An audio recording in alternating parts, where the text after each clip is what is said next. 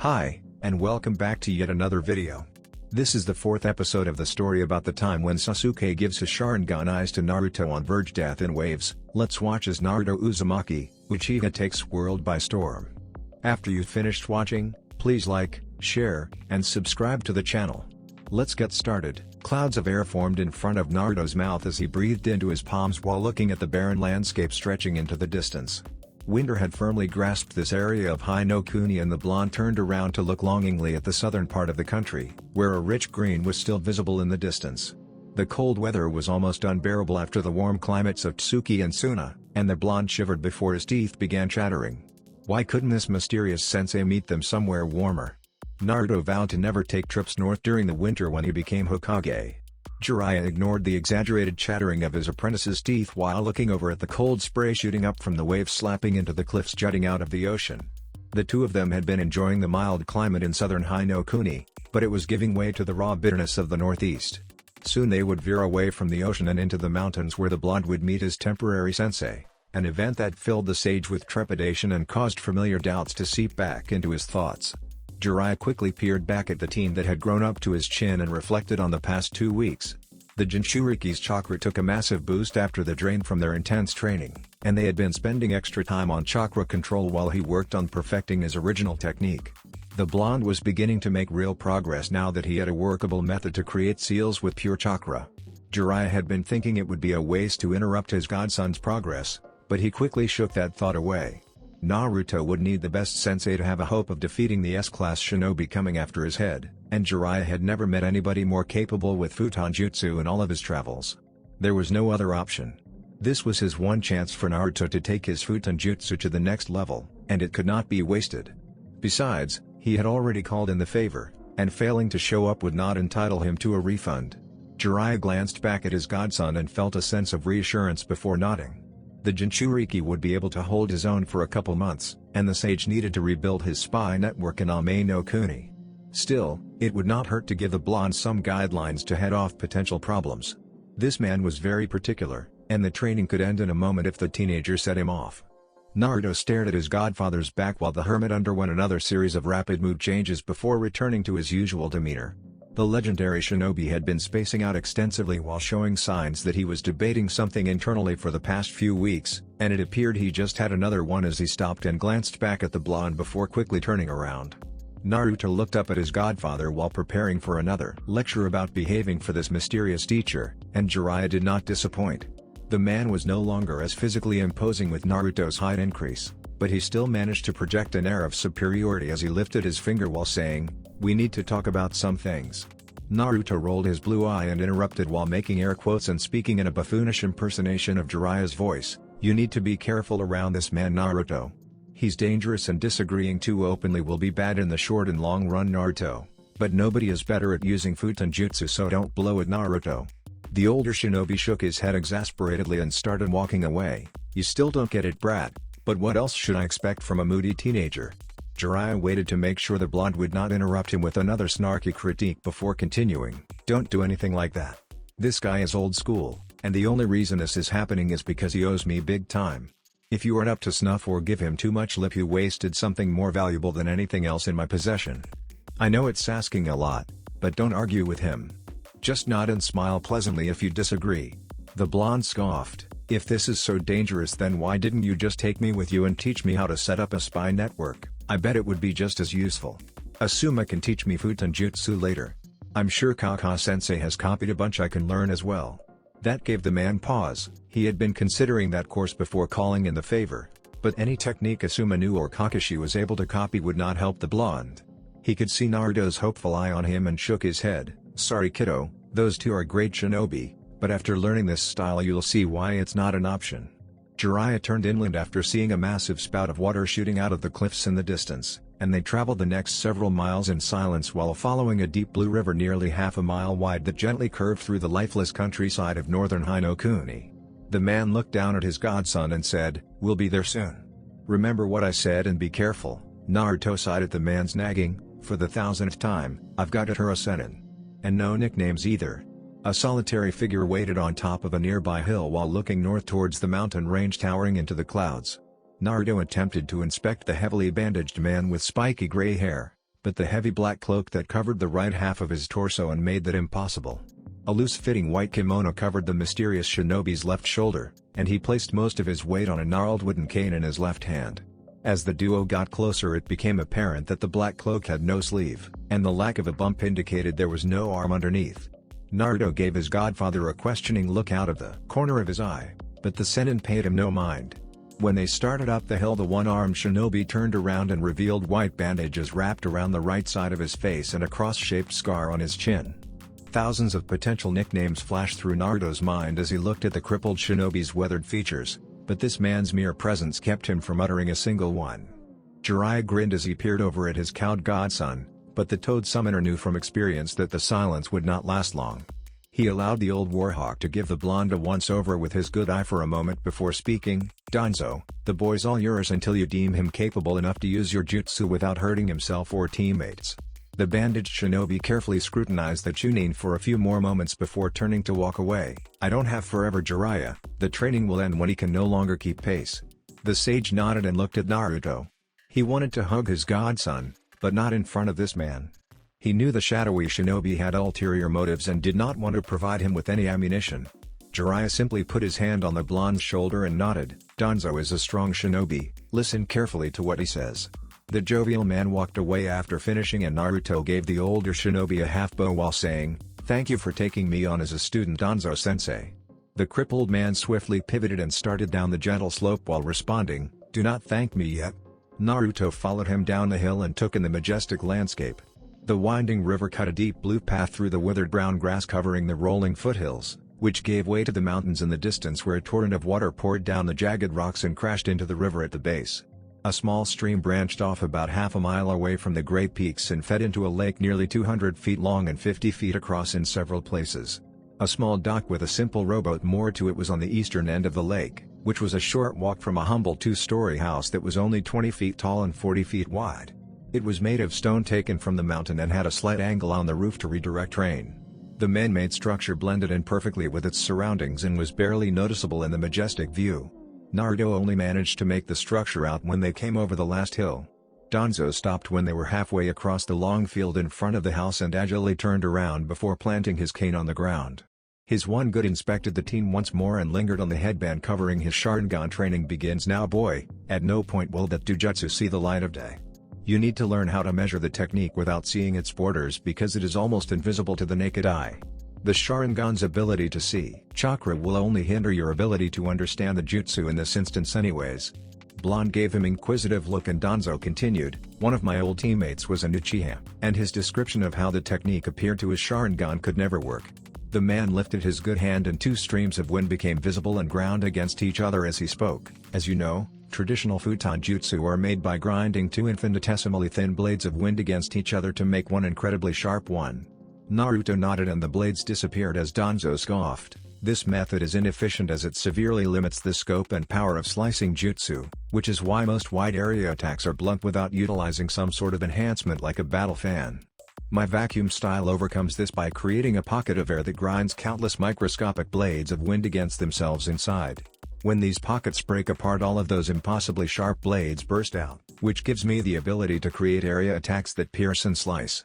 Danzo waved his hand and a pocket of distorted air appeared before he summoned a log from a seal he had prepared. He tossed the wood shimmering air and it was shredded to nothing in seconds. Naruto had never even conceived of such an idea and listened intently as the elder shinobi continued. "The first step in every technique is creating a pocket of low pressure by forcing a large amount of air to leave the space, which will then collapse." The warhawk lifted his hand and the air shimmered before a small pop was heard. "Once you can repeat this step 1,000 times in a row, we will work on sustaining the pocket.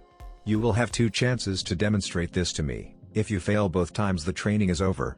Naruto nodded confidently while saying, "Piece of cake," and lifted his hand. He opened up his palm and channeled chakra into it before manipulating the air around it, and seconds later there was a faint popping sound. The blonde grinned and said, "I'll do it now." Danzo scoffed and pointed towards High no Kuni's coast with his cane. "I chose this spot to train you for a specific reason. The salt and moisture make it harder to manipulate the air, and the weather on the shore is more volatile too." He then turned and faced the mountain range in the distance. "The rapid change in altitude right here means the higher pressure is rushing up this, which increases the difficulty even further." The man faced the blonde and continued, so make sure you can perform this task before coming to me. Any questions?" Naruto shook his head and Danzo walked towards the house. "Good, you have a limit of 5 per day. Dinner is at 6, if you are late catch something for yourself."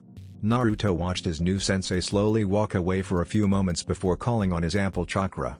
He would show the geezer and have this part down by tomorrow morning. Danzo walked outside to see a grinning blonde on the porch.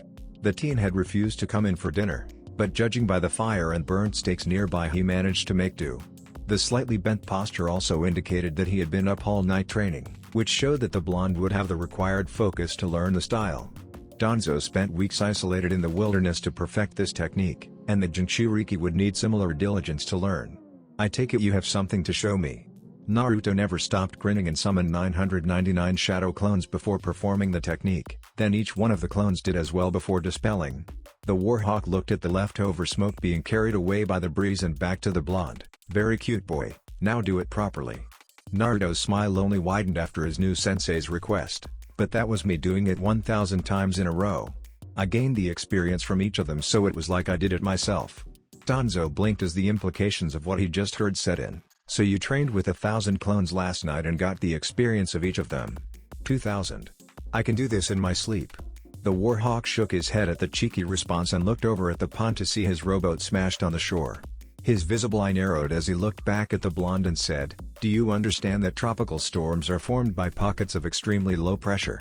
Naruto gave the elder a confused look and shook his head before the man continued, "This means a freak hurricane could have formed if you created a large enough pocket with this technique." Danzo shook his head while looking back at the destroyed boat for a moment. "You will use some cage bunshine to bring a tree back here and craft another fishing boat, then the technique is banned until your training is complete." Naruto grumbled and formed a few hundred clones before looking back at Danzo. "That being said, your method to passing the first challenge proves that you can think like a shinobi, so it will count." The Jinchuriki's grin returned as Danzo continued, "Now, to form the sustained pockets necessary for most techniques you must create 2 separate pockets of low pressure in order to start a reaction. Then the high pressure will flow into them and create another low pressure pocket between them, which will then make the air flow into it, leaving the areas outside low pressure and starting the cycle anew with enough air moving to make it self-sustaining." Danzo created a pocket above the tips of his index and middle finger, and Naruto saw them enlarged to include the space between them. The easiest way to manufacture this gap is to use a kunai or a shuriken to create a visible barrier. If you perform this part correctly the pockets will expand to cover the blades. The elder shinobi pulled out one of each and formed pockets on each side of the weapons, which quickly engulfed them in pockets of air before Danzo dispelled them and exhaled onto the blades. The shuriken floated above his palm as the wind coated the various points of the throwing stars before expanding out 4 feet, while the stream of wind bent around the kunai before extending 3 feet at a slight curve like a scimitar. With enough practice this becomes possible, however, the difficulty increases exponentially as you increase the pocket size and change its shape. Naruto pulled out a kunai of his own and tried to distort the air on either side of it, but he only ended up surrounding the blade with a single air pocket that collapsed moments later. Danzo began walking back to the cottage while saying, "If you have any question I shall be inside. Breakfast is in 1 hour and lunch will be at noon." The blonde nodded as he watched the elder walk back to the shelter. Everything had been going smoothly and he seemed to have gained some measure of respect from the old shinobi, but if what Jiraiya said was true that could disappear in an instant.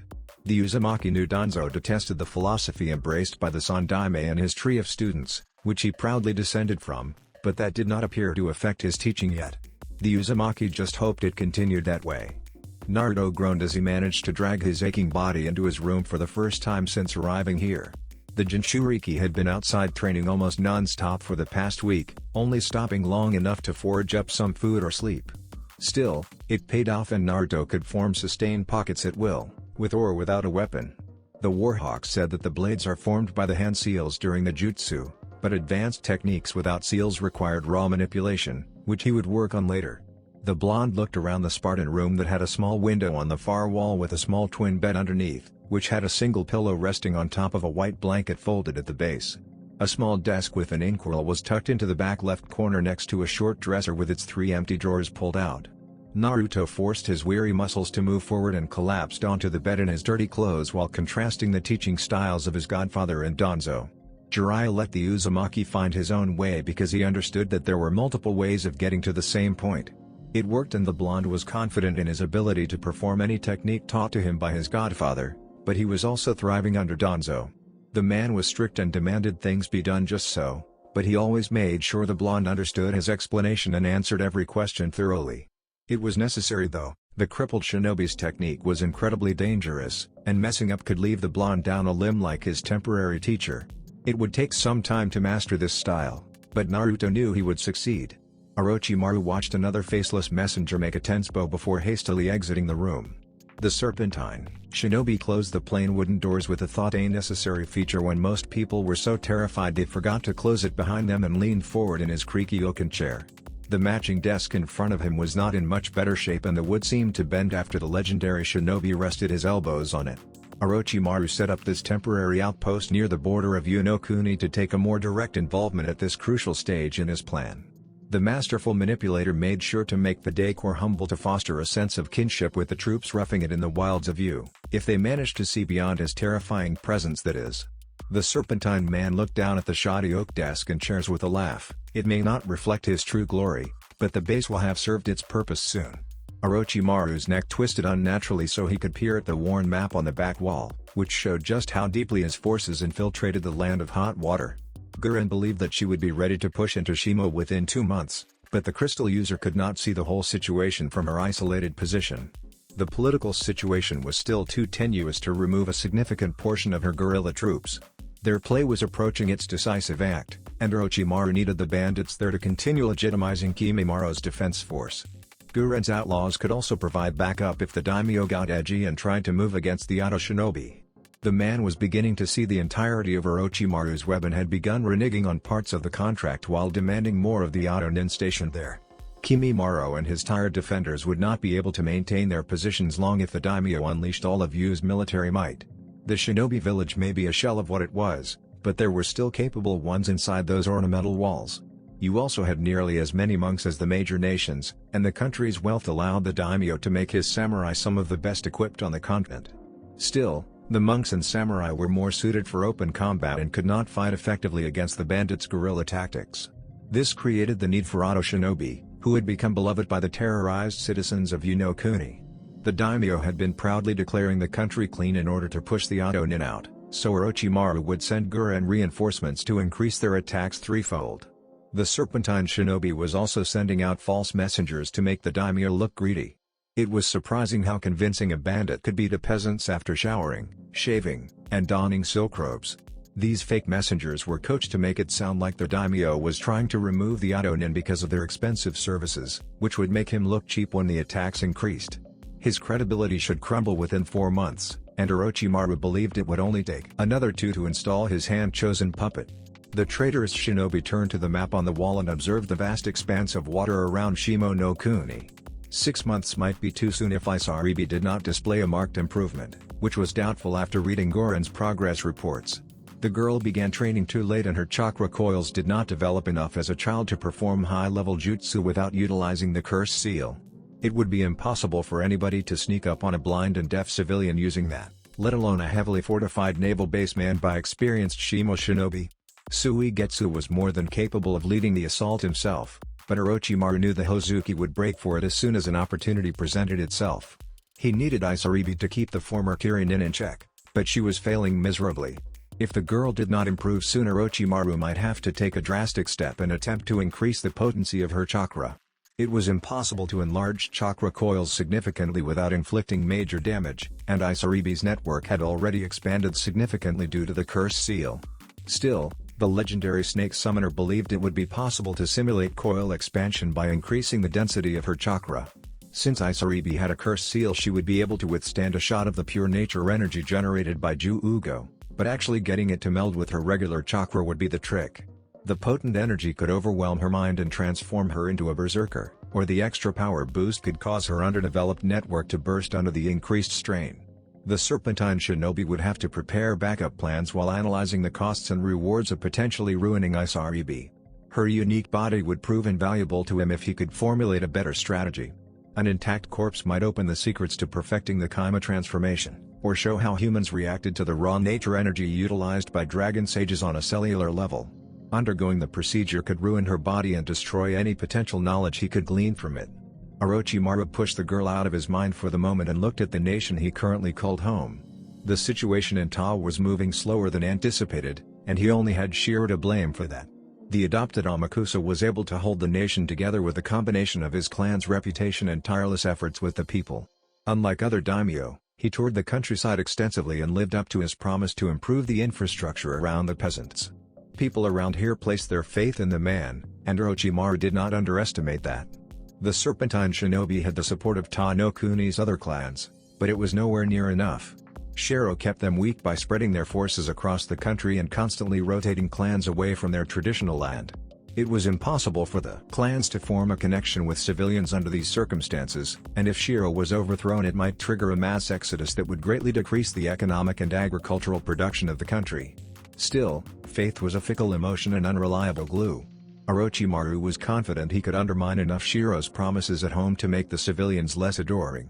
Still, the traitorous member of the Sannin could not afford to weaken the country too much.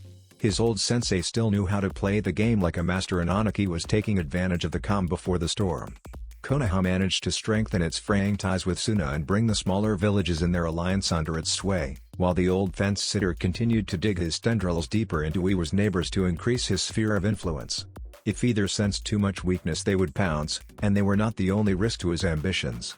Kuma had been playing the role of a sleeping dragon the past few years, but their military might had exploded after the Third Great War and might be spurred into action by his push into Shimo.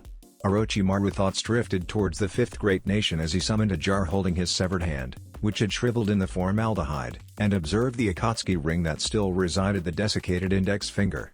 The S-ranked traitor had been hoping to push into Kiri in order to collect some Kekai Genkai to experiment on, but it would be too risky with Tobi visiting the country frequently. He could not expose himself to his old organization and risk presenting them a new trail to follow. In the last confrontation he lost a hand, but it just as easily could have been his head. Orochimaru pushed thoughts of undiscovered Kekai Genkai aside and let his mind play through all the various scenarios while resealing the severed hand with a laugh. The snake summoner knew there would be long periods of boredom during his immortal reign, so he vowed to enjoy every second of the delicious chaos occurring around him now. The sun's rays managed to shine through the thick canopy with no foliage and create an excess of shadows on the Nara training ground. Still, it was proving to be no help to the young teenager training there, again Shikamaru. A tan man with his brown hair pulled up into a spiky ponytail and a heavily scarred face watched his son's breath form into a cloud as he sighed in frustration. The elder shinobi shivered when a cold breeze blew through and zipped up his black windbreaker and the flak jacket he wore over it to fight off the cold. He had been trying to prepare his son for the coming challenge, but it wouldn't matter if the teenager did not even bother trying. "Haven't you been doing any of the drills I gave you? I know you've been in the clan and village libraries the past few weeks, so you're obviously doing some type of work." "Too troublesome," was the predictable response. Shikaku sighed once more while looking at his son. The Chunin had all the control and affinity necessary to perform the shadow stitching technique, but he lacked the willpower to execute the jutsu. The only difference between the Kage Nui and Kage Kubashibari was the density of the shadows, which allowed the shadow needles to move independently of a surface and pierce opponents. Shikaku shook his head when the Chunin only managed to form a needle that could not move separate from the earth. The man paid no mind to his son sitting on the ground like an indignant toddler and turned around to look at the small opening in the dense woods behind them. It was generally agreed upon that a Nara child had to learn the Kage Nui before undergoing the ritual, but that was because their jutsu would be stronger initially. Shikamaru was smart enough that he wouldn't need that extra strength now, and it was highly possible that he would develop it later on. Shikaku looked back to see the Chunin was lazily leaning back to watch the branches swaying in the wind and made his decision, "Get up and follow me, Shikamaru." The Jounin was considered old by when he completed the ritual, and he was a year younger than his son. There was no putting it off any longer. The man began walking and was nearly at the tree line by the time Shikamaru moved, so he waited by the opening until the Chunin arrived. Shikaku waved the younger Nara past him in the trail and Shikamaru sighed, he wouldn't be sneaking away from this one. The teenager plodded through the narrow path cut into the dense trees and while wondering what was ahead. Every Nara child eventually figured out that there was some type of clan secret back here, but it was generally agreed to be too troublesome to find out what it was. Apparently today was the day he finally learned. Shikaku had been pushing him the past few months, which is strange because the man was usually as unenthused about training as his son. Recently he had abandoned their half-hearted sessions starting at noon in favor of grueling ones that began before the sun rose. The Jounin had obviously been trying to prepare him for this moment. Maybe he should have tried harder. The younger Nara pushed the dumb thought aside and realized trees around them were getting tighter when the branches started swatting him in the face. The Chunin cursed and raised his arms to protect himself while his father laughed and used the dense shadows around them to clear the path for himself. They moved deeper into the forest, and as the sunlight waned, Shikamaru's curiosity grew. Whatever they were going to was undoubtedly important, but it did not fit in with the image of his clan. They did not have the same fetish for secrets that the Uchiha had, so why go through all this trouble to hide something when a locked door would do the trick in most cases? Shikamaru recalled the exploits of a certain blonde in Tsuki and reminded himself everything is not what it seemed. Images were projections used by Shinobi to gain an advantage. They bait themselves with shadow as armor, but that darkness irreparably damaged their society. Secrecy should not totally disappear, but the more Shikamaru saw of the world, the more he was convinced that it was too dark. The Nara were experts at manipulating shadow though, and he would do everything in his power to part the veil of darkness shrouding it. The usually lazy Jinan felt a surge of energy and knew his path was right, but any future plans were pushed aside when he entered another clearing with his father. Faded red paint covered the rotting shrine gate in front of a cave carved into the side of a small hill, but the black kanji for shadow proudly embossed on the beam of wood over the entrance looked as glossy as the day it was applied.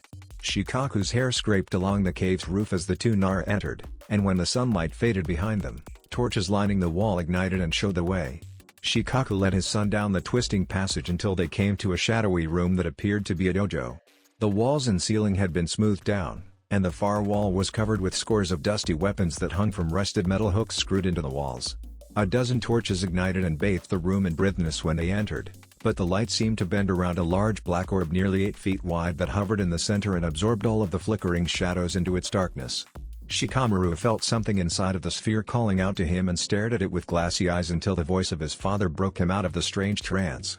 The teenager missed the first part because of his daze, but managed to tune in quickly enough to hear, "This is the source of the Nara clan's ability to manipulate shadows."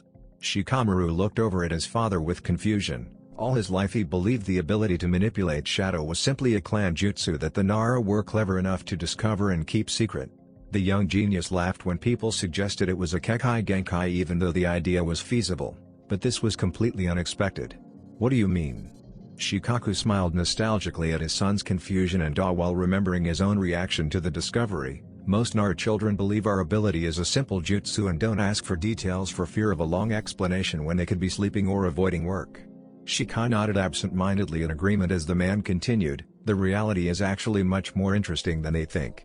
Hundreds of years before the villages were formed, a young shinobi whose name has been lost to time discovered this orb, and when he touched the substance it temporarily granted him the ability to manipulate shadows. He saw much potential in the ability and managed to store some in a necklace that he wore for the remainder of his life. When his children came of age he planned to take them to the cave and show them the ball, but he found they already had the ability to manipulate shadow from a young age, although it was weaker than his even when they held the shadow stuff." Shikamaru tried to keep his attention on the older Nara, but his voice sounded so faint. There was something in that shadowy ball was calling out for him and made it hard to focus. His chakra was pulsating wildly and the Chunin doubted he could calm it enough to form a simple bunchine. Still, it appeared the man could not feel the strange call or had grown indifferent over time since he spoke normally. That changed when the oldest son turned 13, which is the age most Nara have mastered the basic shadow arts. The teenager gained a permanent ability to manipulate shadows beyond anything his father was capable of after touching the necklace. The founder quickly realized its potential and created a larger container to transport the orb to a safer location with his sons. It wasn't moved again until your great-grandfather brought the clan to Konoha and secretly transported it here. Shikaku paused as he remembered his lethargic grandfather, who only seemed to move when it was absolutely necessary. The withered gray man managed to live long enough to see Shikamaru's birth and passed away with a smile 10 minutes after the boy squeezed his finger. It was one of the few times he had ever seen him move of his own free will. "My father used to tell me stories about him all the time. He remembered waiting in this very cave the day he turned 13, and he claimed that the shadows coalesced into a single sphere in the center of the room." Your great-grandfather emerged a few moments later with the shadowy ball and went through the ritual with him right there. Shikamaru tried to break through the strange sensation that called out to his chakra and seemed to control his body. He wanted to cry out for help with every fiber of his being, but a strange force restrained the teenager and he could not interrupt his father. "I know you don't believe in shadow walking, but the Nidaime Hokage claimed to see him perform the feat in battle, and I am not one to disagree with Senju Tobirama. Even if you do not believe him, Know that your great-grandfather was the only reason the Nara survived the end of the clan era with monstrous shinobi like Hashirama Senju and Uchiha Madara around. It is well documented that he fought both of them to a standstill on separate occasions before retreating when the objective was complete. The man could have been great with minimal motivation, but he was even more lethargic than Shikamaru. The younger Nara could not respond as it took a Herculean effort to resist the shadowy sphere's call. Of course, Shikaku was oblivious to his silent struggle and only saw the usual disinterested look on his son's face. The man sighed as he looked back at the mysterious orb. "Before the ritual begins, I must warn you, there is danger. You must not do anything besides touch the orb." The founder's oldest grandson channeled his chakra into the sphere and was pulled inside it. Dozens of Nara have done it since, and your great-grandfather is the only one to return, but nobody could get him to say anything specific about his time in there. Shikamaru could not resist the force compelling him any longer. Shikaku's voice faded into the background while his son approached the orb, and when the younger Nara reached his hand out to touch the sphere, his father said, he only ever said it was troublesome, when asked. His finger grazed the strangely warm shadow orb after hearing his favorite word, and the pulsating chakra running wildly through his coils interacted with the sphere, causing him to sink into its blackness. Shikaku stared dumbly as his only child disappeared into the shadow for nearly an hour before coming to terms with what happened. Yoshino is going to kill me. Shikamaru felt a strange sense of vertigo that forced his eyes shut as he fell through a black void. When the Chunin opened them moments later, realized he was in a strange room that mirrored the cavern they were just in, except it lacked color. The strange dizziness clouding his senses lessened slightly as he looked at the different shades of gray that made up this world, but a terrible bloodlust emanating from the black corners of the room sharpened his senses. Shikamaru tried channeling his chakra while touching the ball with the hope it would bring him back, but nothing happened and the darkness began to encroach. The young Nara took a full pack of kunai and shuriken from the wall and tied it around his right leg before frantically grabbing a katana and rushing out of the cave. Red eyes stared at him from the shadows of the woods as the blackness coalesced into shapes and gave chase. Some figures were nearly 30 feet tall with limbs thicker than Kuu's stomach, others were lithe and smaller than Shikamaru, and many ran on 4 legs like animals. 2 shadowy bats with an 8-foot wingspan formed from the forest in front of the Konoha and flew towards him with an ear-splitting screech. He managed to draw out 4 kunai in each hand before throwing them towards the creatures. The blades passed through the shadow beasts and caused them to disperse into tiny black orbs, but they simply turned into smaller bats that joined the shadowy pack pursuing the Nara. The Konoha broke out of the tree line and ran into the gray village he knew so well before ducking into the confusing alleyways of the Yamanaka neighborhood. The suffocating sense of vertigo and panic subsided somewhat now that he had places to hide in the tight streets of Konoha. The Chunin remembered to channel chakra to his feet and speed up, but it seemed like the strange creatures behind were gaining ground instead of falling back. He cursed and took a sudden turn around a corner before rolling through a trapdoor he carved into the fence nearly a decade ago with Naruto and Kuuji. The Nara pushed himself up and hopped down an open drain in the corner of the yard that led to the sewer systems, but more creatures waited in the murky tunnel. His dusty katana managed to parry the shadowy sword that emerged from the dark corner behind him, but the worn weapon groaned from the impact and Shikamaru saw a large crack running down the aged steel. The shinobi threw the useless weapon at the humanoid figure forming from the blackness and rushed down the tunnel before jumping through the drain located in Ino's greenhouse. He burst through the door and hopped onto the rooftops, but the sight there offered him little comfort. The realm's shadowy denizens were converging on the Chunin's location from every side, and he was smart enough to know escape was impossible. The creatures appeared everywhere he went and seemed to be able to sense his movements as well. There was no sign of any other humans in this realm either, and he had no idea how to escape. The young Nara was trapped and there was nothing he could do. Shikamaru sighed as he fell to his back and smiled while thinking about all the times people said the ability to fall asleep immediately was not a real talent. The Chunin closed his eyes while cherishing his last moment of real silence before these things ripped him apart, and less than 5 seconds later he fell asleep. A loud groan broke the silence and Shikamaru lazily sat up while blinking groggily and stretching. The shinobi's eyes shot open moments later after remembering the situation he fell asleep in, and he looked around confusedly. The shadowy creatures were still packed into the streets, but none of them paid the teenager any attention while milling about the colorless Konoha. Shikamaru realized the strange vertigo that gripped him since arriving had completely dissipated, as he looked around the usually vibrant Yamanaka district that seemed as dull and gray as the rest of the village. He could feel portals that led back to his world all around him, but Shikamaru did not know how to interact with them. The shadow user knew his only option was to head back to the shrine and figure out a way to return from there, but he could not muster up the energy to move. The Chunin tried to will himself to jump to the next roof, but a slow shuffle was all he could manage. Shikamaru groaned as he gave up and sat back down. Going back like that would take days, there had to be a faster way. He let his arm drop over the building's ledge and felt a strange connection with the dark patch underneath, which did not give off any bloodlust. The Nara focused on that connection and felt no resistance while his arm poked through the wall. Curiosity got the better of him and he hung off the ledge before sticking his head through. He realized that this was his dimension because of the color, but the Chunin quickly pulled his head back after seeing a strangely familiar-looking black-haired woman was naked and frantically fondling herself while watching a children's show on television. The flustered shinobi dropped to the earth, started shuffling through the gray city.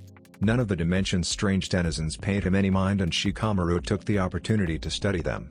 There were many humanoid shadow figures that were about the same size as him walking around the city, and a variety of animalistic ones as well. Shadowy birds glided lazily overhead while small four-legged creatures slowly strolled through the streets. It took him nearly an hour to reach the edge of the Yamanaka district compared to 5 minutes it normally did, and Shikamaru slumped against the wall of a house. The Nara turned his attention away from the figures populating the world and began to observe the surroundings. There appeared to be no sharp edges in this dimension. Shikamaru looked over at the small restaurant on the other side of the street and realized it was hard to tell where it began and the air ended because the two shades of gray seemed to meld with each other.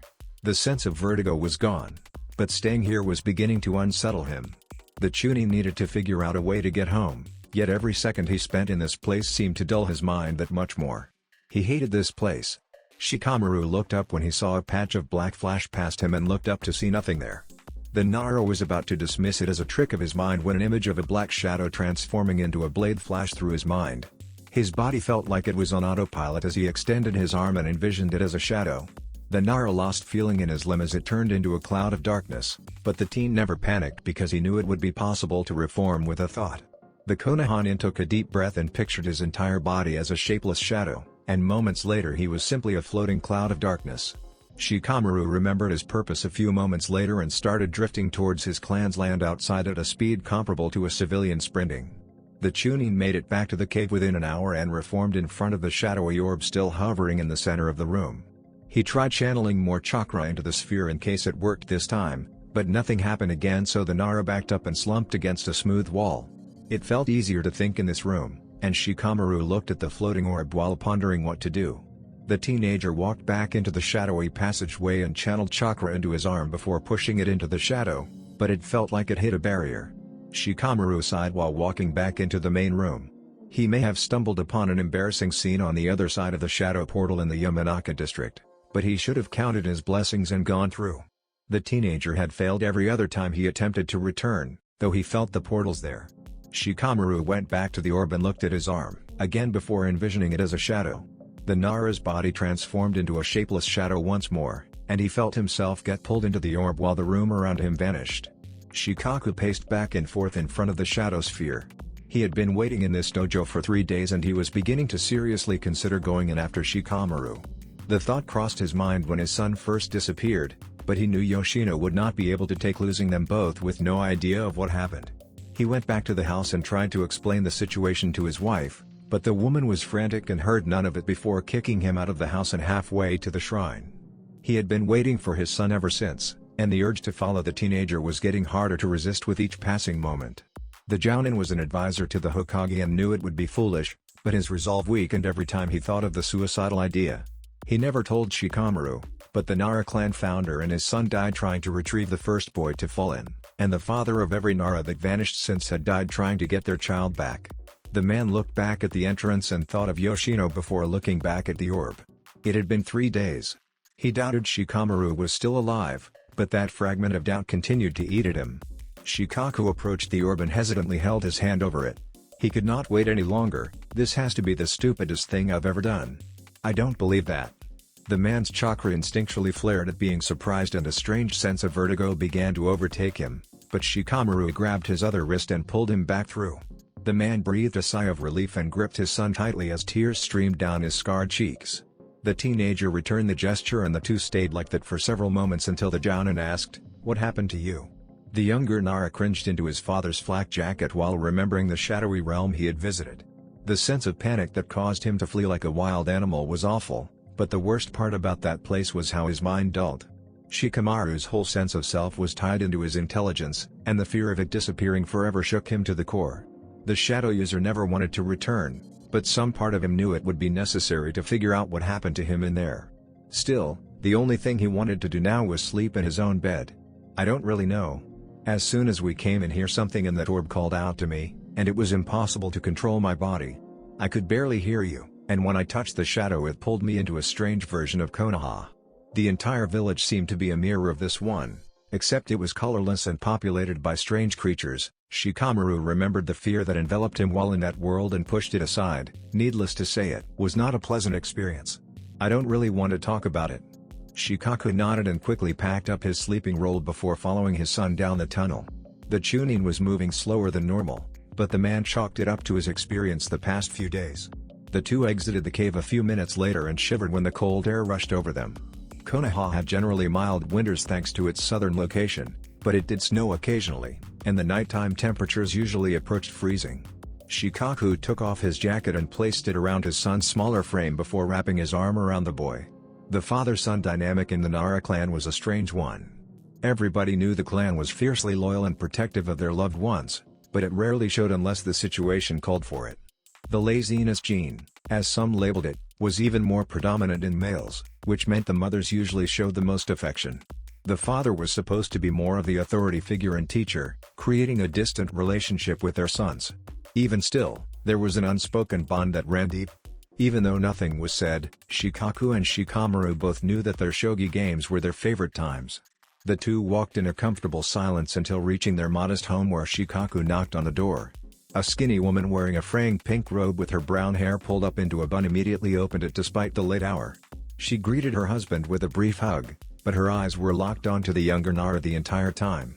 Yoshino held her son tightly against her with one arm while running her other hand through his hair and humming the lullaby she used to sing him as a child. Shikamaru closed his eyes and buried his face into the furry robe covering his mother's neck. It was the same robe she used to wear when they snuggled during his childhood, and let her familiar scent and presence calm him down. Shikamaru finally felt secure again and began to drift off to sleep. Shikaku caught the sleeping teenager and laid him on the couch before his wife gave the man a longer hug and kissed him on the cheek. "I'm sorry I kicked you out like that."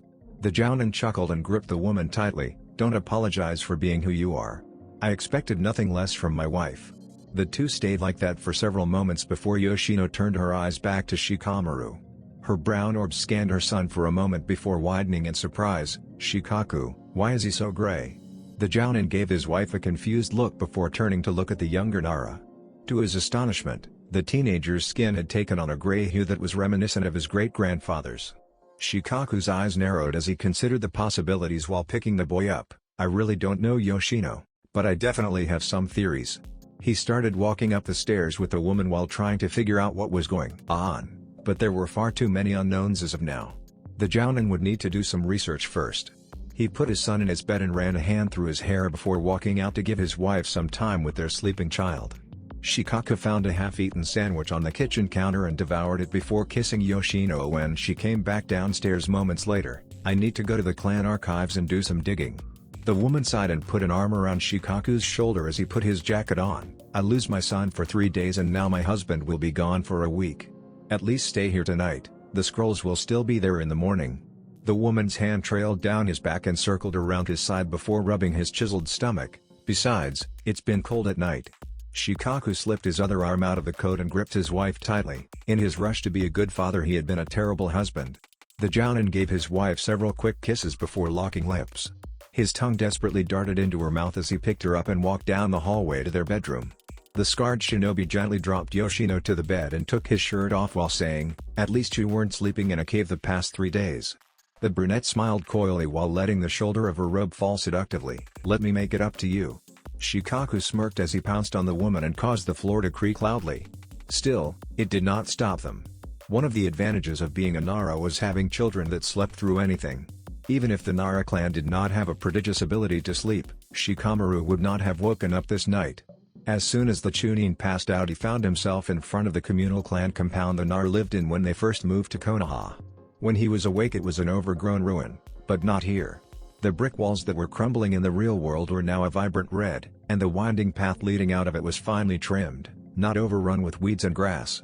Shikamaru entered the courtyard and looked over to the right to see the stagnant green pool used to be a sparkling koi pond, and there was an obvious training area to the left since the surrounding structures would create heavy shadows at any point in the day. The young Nara was broken out of his daze by a strong voice behind him. "It seems you have survived, as I anticipated." Shikamaru turned around to see a gray-skinned man around 6 feet tall with spiky brown hair that cascaded down his back and stopped just below his shoulder blades. A black kimono hung loosely off his skinny frame that exuded power and confidence, despite the mysterious man's relaxed posture. Shikamaru sensed something familiar about the shinobi and examined his angular face, but the teenager's sharp mind could not remember seeing him anywhere. "It has almost been 15 years since I've seen you last, great-grandson." The Chunin's brown eyes shot open and the gray shinobi smiled while continuing, "I doubt you ever heard, but I died 10 minutes after you were born, and that is no coincidence." Shikamaru's sharp mind raced to process the shocking information as his self-proclaimed ancestor continued, "I've always had the ability to sense a Nara's affinity for shadow manipulation since my ordeal, and yours surpassed mine. The day you were born I sealed some of my chakra and consciousness into you, which was released after you returned from the Shadow Realm." Shikamaru gave the man a once-over while putting the pieces together. "I take it you had something to do with my reaction to the orb then." "Smarter than the average Naruto, I knew I picked right." The Chunin gave his ancestor a suspicious glance while taking a defensive stance, but his great-grandfather showed no sign of worry and continued, "I did play a small part." The man waved his arm and a fully set shogi table appeared with 2 chairs on either side. "Let us get comfortable and I will explain what is going on." Shikamaru relaxed after a few moments and realized his great-grandfather was waiting on him to decide which side to play after a few moments, so he sat behind the white pieces and gestured for the deceased man to move first. The elder grinned and took his place before moving a rook's pawn forward 1 square. "Every Nara child has some sort of reaction to the orb because of our history with the shadows.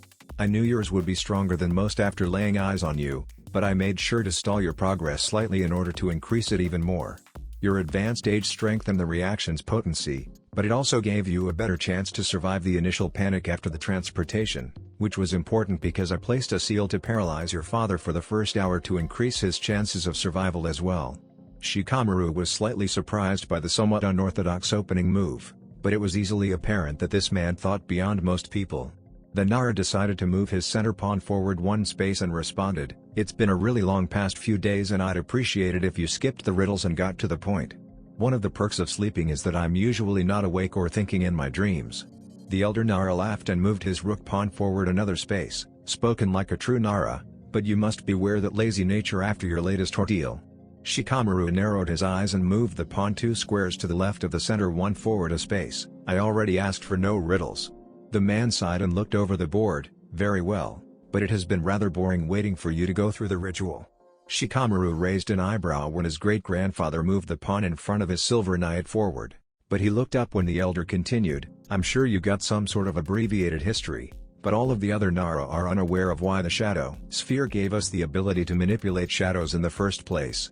Shikamaru moved his rook behind his second pawn and watched his uncle move the knight into the space behind his second pawn before responding, "Nara are actually not fully human anymore, and you and I are even less human after venturing into the Shadow Realm." The startling revelation set Shikamaru back, and he completely ignored the shogi board while his great-grandfather continued. Constant exposure to the shadowy substance changed the founder's DNA, and as a result his descendants are different too. You could say those creatures inside of the Shadow Realm were your distant cousins, which is why our clan is lazy. What do you mean? The legendary Nara sighed, "Shadows like our clansmen cannot move independently of an object. Nara do not exert effort if it is not necessary, and we are infamous for just putting in enough to get by. Basically, we don't move unless somebody or something forces us to." Shikamaru gave the man a strange look as he continued, "Now that you have spent time in the Shadow Realm with our cousins you are more like them, and as a result you will have even less motivation from this point on. It's why you felt so drained while trying to move." The Chunin looked at his now grayer skin while asking, "What do you mean? Is there a way to counter the effect?" His great-grandfather nodded, "Yes, but you'll need to spend more time in the Shadow Realm."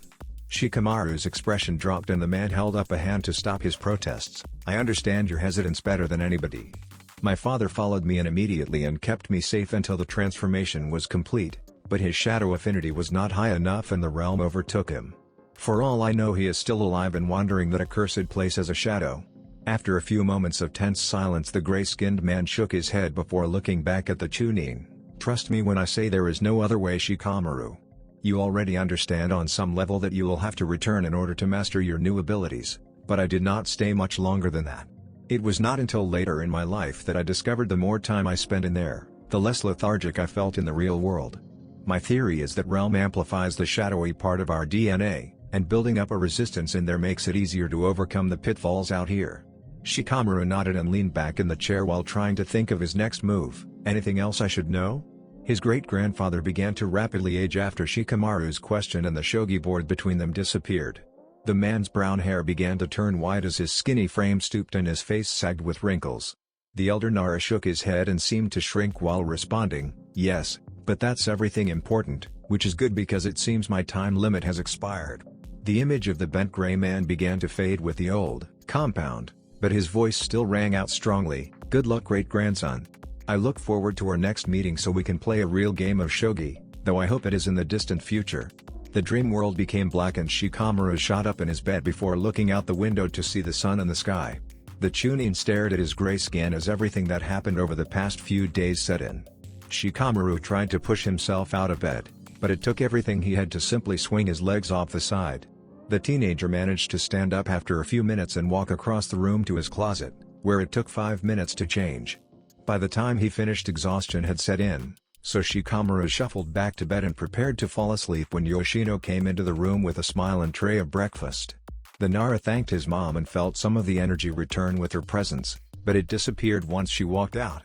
It took Shikamaru 10 minutes to finish his simple meal of fruit and a granola bar because of the sloth-like speed he ate at, but when Yoshino returned it felt like the teenager could move at a normal pace, and his great-grandfather's words echoed through his mind. Apparently he gained more energy by being around other people who possessed it as well, which explained how those shadowy creatures could keep up as he used more chakra. Shikamaru realized that he needed to return to that realm as soon as possible and lazily asked, "Are you going into the village later, Mom?" Yoshino gave her lethargic son a weird look. Usually Shikamaru and Shikaku avoided going into town with her at any cost to escape work, but she chalked it up to the teenager's experience the past few days. "Well, I do need to get some things for the dinner party later this week." "Good, I'll walk with you. I need to talk to Choji and Ino." The Nara matriarch gave her son a quizzical look and wondered what happened to the teen once more, but she was happy to spend time with him and shrugged it off. "I'll get ready, be downstairs in 15 minutes. Weariness overtook Shikamaru's body when his mother left and he sighed before pushing himself out of bed and starting towards the door. If he didn't start now he might not get down there in time. Shikamaru put his hands in his pocket as he walked into the Hokage tower. It was much easier moving with all of the people bustling in the village streets, but he still felt a lack of energy. The conversation with Ino and Kuji went as well as it could considering the lazy Chunin said he was retiring from the team with no other explanation. He doubted they would be happy to see him at the weekly Ino Shikacho dinners for some time, but once he had everything under control they would understand. Shikamaru could not train his new abilities while fulfilling old obligations, especially with his new handicap. The Chunin felt confident in his decision as he slowly trudged up the stairs and asked to see the Hokage. The receptionist gave him a suspicious glance, but informed him the Wizen leader was free and let him in. The Nara walked into the office and was greeted with a large smile before the Sun Daime said, "Young Shikamaru, what a pleasant surprise. Tell me, what brings you to my office?" The Nara was able to resist the urge to roll his eyes as the casual greeting. The man sitting in front of him was revered as a friendly grandfather in Konoha. But how many foreign villages had been killed on his orders, how many children died because of his words? Of course, who would expect anything less of the god of Shinobi? The man was the epitome of his dark craft at one point. Even now, the chakra he released just sitting there was enough to make Shikamaru feel like somebody mainlined caffeine to his arteries. The Chunin untied his hitayate from his bicep and placed it on the Sun Daime's desk with his flak jacket. "I need to apply for a leave of absence, effective immediately, Hokage-sama." The elder shinobi's charcoal eyes narrowed and accentuated the wrinkles that belied a lifetime of hardship and success. He gave the teen a once-over, especially the gray skin on his face and hands poking out of his black, long-sleeved turtleneck before looking into the Chunin's eyes. Pictures detailing some of the more gruesome scenes in the Forest of Death flashed through the Hokage's mind, and the wizened leader once again wondered if they were pushing children too far too soon. Fortunately, the collected look in Shikamaru's brown orbs hinted that was not the case in this instance. Sarutobi commanded the ambient chakra he let permeate through the room to gauge the Nara's chakra levels and physical state, but the Hokage immediately pulled back. Something had fundamentally changed about Shikamaru, and he remembered the sloth-like, gray-skinned man that occasionally met with the Shodaime and Nidaime in his childhood. Both senju spoke highly of the reclusive Nara and his skills, but Sarutobi had never seen him battle in person. Still, Shikamaru would be very dangerous in a few years if half of what they said was true. The Chunin was being secretive about it for some reason though, and the Hokage needed to know why. There were many reasons for secrecy that were not nefarious. Many Nara hid the extent of their ability to avoid heavier workloads after all, but there were other behaviors raising red flags as well. Shikamaru had been poking around the library extensively in the past few weeks, and much of it was about Jiraiya and Minato's history, which is also not unusual by itself either. Many shinobi look to the past legends for inspiration to improve their techniques. What set off warning bells was Shikamaru combing over the old juvenile reports from his time in the academy, which mostly feature Naruto's extensive list of pranks. The Hokage also knew that Chunin peeked into the Uzumaki's personnel file while putting together a team recently. The Nara had been showing an unhealthy level of interest in the blonde since the mission in Tsuki, and even though the legendary shinobi did not know why, he knew it most likely wasn't good. Unfortunately, it was illegal to put an Anbu tail on a member of a founding clan without first getting approval from the clan head, and he doubted Shikaku would appreciate his asking. Sarutobi had gone around the rule before, but not when failure would fray the strong alliance he had with the clan. Right now the best thing to do was hint that he was watching and hope the young Nara thought himself out of whatever path he was on. It was possible that exposure to the Kyuubi's chakra had unsettled him somewhat and this would pass, but the teenager was too smart for Sarutobi to let assumptions guide his actions. The Hokage would wait and carefully gauge the Nara's interest in the Yondaime's progeny over the coming months and years if necessary. Shikamaru resisted the urge to hide his gray skin while the Hokage inspected him. The legendary shinobi seemed to peer into Shikamaru's very essence for a few tense seconds before responding, "As I'm sure you know, clans like the Nara have a clause from the founding of Konoha that grants them the ability to take a leave of absence at any time, but if it extends over 3 months you will be put on probation and demoted a rank upon re-entering the program." Many promising shinobi have set their careers back by taking this route. Shikamaru, the lazy Chunin, nodded before responding, "I've thought this over extensively, Hokage-sama. It's not an easy decision, but I need to take time off and really train my shadow abilities. There are Narajinan that have better a shadow imitation than me." The Sarutobi knew the capabilities of nearly every shinobi in the village and didn't flinch at the Chunin's lie. He simply reached under his desk to pull out a sheet of paper and the Hokage seal before signing the bottom. The older shinobi slid the paper and pen across the desk to Shikamaru while rummaging through a different drawer until he found a drooping candle. The Hokage used his fire affinity to light the charred wick, and when Shikamaru slid the paper back he dropped some wax on the bottom before pressing the metal seal into it. "Nara Shikamaru, as of this moment you are no longer an active shinobi of Konohagakure no Sato, and all privileges that come with your rank have been stripped. If you do not rejoin the active roster in 3 months there will be an automatic demotion to the rank of Jinan." "Thank you, Hokage-sama." Dismissed. The inactive shinobi turned towards the door, and as he reached for the handle the Hokage said, "Don't feel pressured to live up to your great-grandfather Shikamaru." The lazy genius froze for a second, but he managed to respond before grabbing the metal handle, "Nara, don't worry about much, Hokage-sama." The old cage's chuckles reached his ears and Shikamaru cursed slightly. What a lame response. The man had lived up to his reputation and figured out what was going on based his not-so-subtle hint, and the wizened shinobi probably knew about his extracurricular research as well. It was a sobering reminder that the teenager needed to grow in areas beyond shinobi skills if he was to achieve his new goal. Again. Naruto watched the 20-foot-tall boulder crumble from his last vacuum sphere and sighed in frustration. It had been 2 months since he came into the Warhawk's tutelage, and even though the teen had learned 2 of the jutsu, it seemed he could not please the man. Danzo constantly derided his efforts because he believed that every accomplishment should have come earlier and was always quick to point out his flaws. "You may be satisfied after learning the 2 easiest jutsu in my style, but there is still a long way to go before you can claim mastery over either, let alone hope to learn the next one." Danzo formed the rat, rabbit, and dog seals with one hand and inhaled deeply before calling out, "Futon, Shinkagyoku, wind release, vacuum sphere." The Warhawk launched countless fist-sized orbs of wind tea towards the 20 boulders in front of the 2. The first wave of microscopic wind blades shredded the smaller ones instantly, and Danzo had manipulated the pockets around a handful of the following spheres so they were dense enough to pierce the larger stone before bursting. This caused the massive boulders to explode outwards instead of crumble, which is what Naruto had been attempting to do. The crippled shinobi turned and glared at the impressed blonde with his one good eye. You can barely create 5 acceptable spheres on a good attempt, and still fail at the subtle manipulation needed to add extra potency to the jutsu. I easily created 10 times that amount and make the shell density differ on each one too. Naruto's lone blue eye met the stony gaze with no fear as he responded, I'm trying as hard as possible, Danzo-sensei. I only stop to sleep and get food, every other second of my time is devoted to learning this style. If I could at least use a shadow clone to forge, my progress would increase. The elder shinobi scoffed, I will not allow you to rely on a handicap while under my tutelage. The Kage Bunshin no Jutsu is an incredibly useful technique to know, but there are times when it will be unusable. You must be prepared to think beyond the jutsu in those situations, and this whining is simply evidence of how far you still have to go in that aspect. Danzo turned and slowly started walking back towards his cottage while saying, perhaps your single-mindedness is only slowing you down. Gather more boulders for tomorrow's training and then return to the cabin for an evening to recover.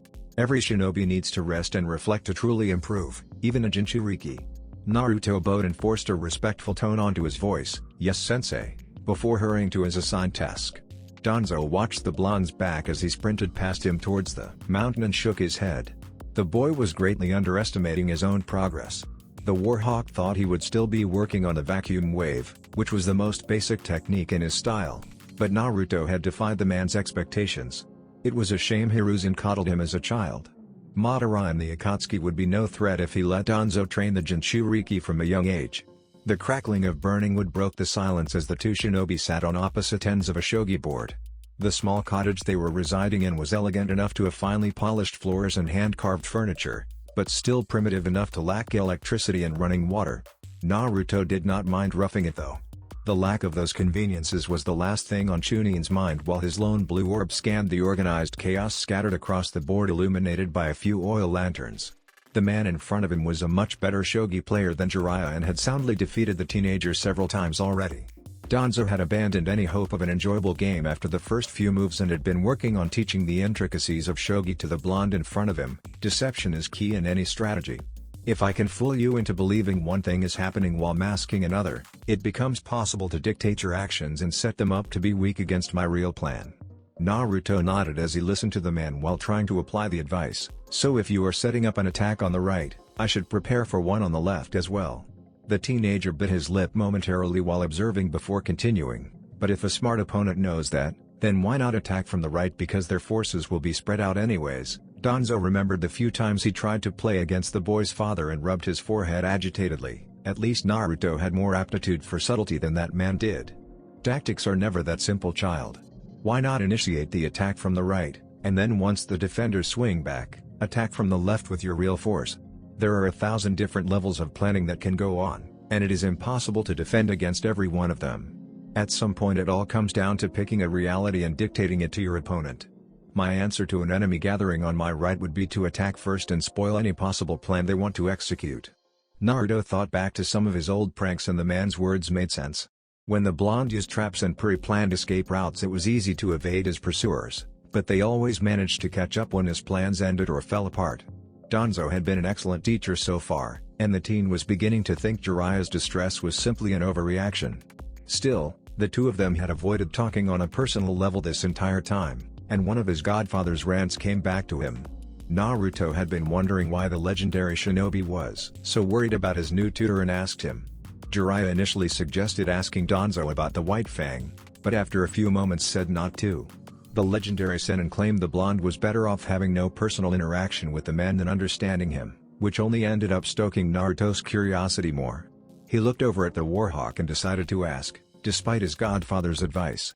The Chunin hoped there was enough mutual respect that the arrangement would not blow up as Jiraiya feared. Danzo-sensei, the crippled Warhawk's lone charcoal eye looked up from the board and his new student asked, what do you think about the White Fang?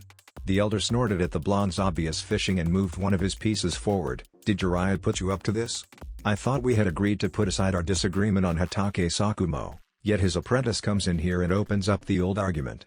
Naruto rapidly shook his head before responding, "Uro-sennin never mentioned anything about an argument. I was curious and asked what type of shinobi you were?" He initially suggested asking about the White Fang before telling me not to, but I don't see the harm in asking. Danzo leaned back and looked over at the flickering fire in the mantle while wondering how to answer the question. "I'm sure you've been told that our personal views differ. In my opinion, the will of fire that Hiruzen clings to acts as a coping mechanism that allows him to live with the deaths of shinobi under his command, something like a blanket to a scared toddler." Naruto leaned forward angrily to interrupt, but a bandaged hand stalled his protests. Unfortunately, this coping mechanism has become a foolish philosophy that has only weakened the village, and Hatake Sakumo is the perfect example. The man was a highly regarded shinobi on the level of the Sannin, but instead of accomplishing the final and most crucial part of a mission that could have ended the Second Great War, he saved his teammates.